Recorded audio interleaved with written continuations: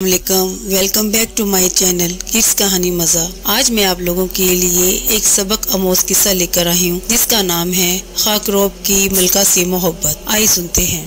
بادشاہ کے محل میں صفائی کرتے وقت جب ایک خاکروب کی نظر ملکہ پر پڑی تو وہ پہلی نظر میں اس پر فدا ہو گیا، لیکن اپنی حیثیت اور ملکہ کی حیثیت میں فرق دیکھا تو سر جھکائے وہاں سے چلا گیا۔ پر دل تھا جو ایک ملاقات کی حسرت میں تڑپتا رہا۔ عشق کی بیماری نے جسمانی بیماری کا روپ لیا اور وہ بستر پر پڑ گیا۔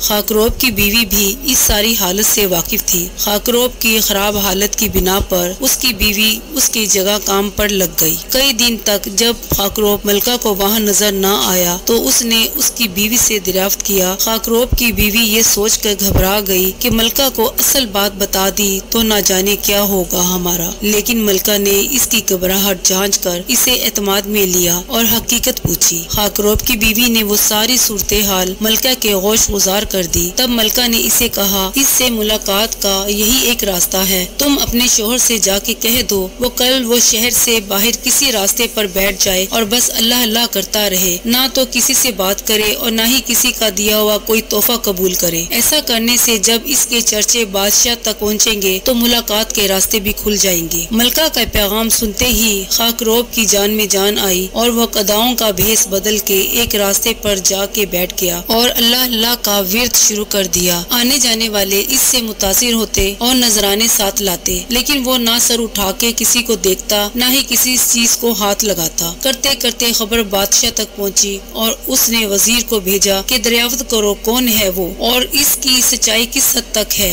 وزیر نے واپس جا کر بادشاہ سے اس کی بہت تعریف کی۔ بادشاہ فیض پانے کی غرض سے خود چل کر اس کے پاس گیا۔ جب ہر طرف اس کے چرچے ہونے لگے تو ملکہ نے بادشاہ سے اس نیک انسان کی زیارت کی خواہش کی۔ بادشاہ نے اجازت دی۔ اسی اثنا میں جب خاکروب کو اس بات کا احساس ہوا کہ اب تک وہ دل سے نہیں صرف ایک دنیاوی مقصد کے تحت اللہ پاک کے نام کی تسبیح کر رہا تھا، وہ جھوٹا ہے لیکن پھر بھی اللہ کی رحمت اس پر اس قدر ہے کہ لوگ اس کے سامنے جھک رہے ہیں، کیا بادشاہ اور کیا عام آدمی، سب ہی اسے عزت دے رہے ہیں۔ یہ کرامات تو صرف زبان سے وہ پاک نام لینے کی ہے، اگر سچے دل سے اس نام کی تسبیح کی جائے تو اور کتنی رحمتوں کا نزول اس پر ہوگا۔ جب ملکہ اس کے پاس پہنچی تو اس نے سر اٹھا کے اس کی طرف نہ دیکھا اور وہ مطمئن ہوئی کہ کوئی آج اس کی وجہ سے اللہ کے قریب ہو گیا۔ وہ روتی ہوئی واپس اپنے محل چلی گئی۔ بے شک اس پاک ذات کا ذکر اپنے آپ میں ہی ایک رحمت ہے۔ امید کرتی ہوں